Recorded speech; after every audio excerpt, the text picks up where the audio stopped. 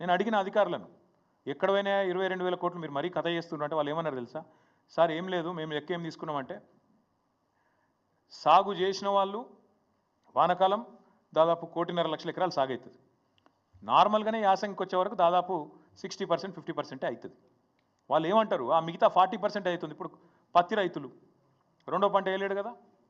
అదేవిధంగా నేను ఇంకొక మాట చెప్పుడు మర్చిపోయినా, ఇప్పుడు పామాయిల్ తోటలు ఉన్నాయి రాష్ట్రంలో, మనమే బాగా ప్రోత్సహించినాం పామాయిల్, మరి వాళ్ళని కూడా ఈ లెక్కలనే తీసుకున్నారు.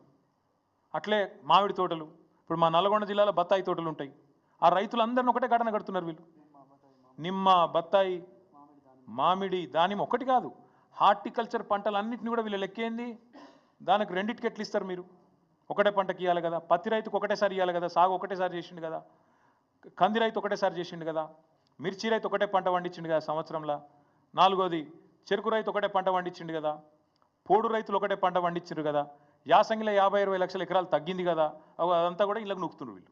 అంటే ఎంత లంగలో దీన్ని బట్టి మీరు అర్థం చేసుకోవచ్చు. వీళ్ళు వాళ్ళ వాళ్ళ వాళ్ళ వాళ్ళ యొక్క నిజాయితీ, వాళ్ళ యొక్క బుద్ధి ఎంత వక్రంగా ఉన్నదో దీన్ని బట్టి మనం అర్థం చేసుకోవచ్చు.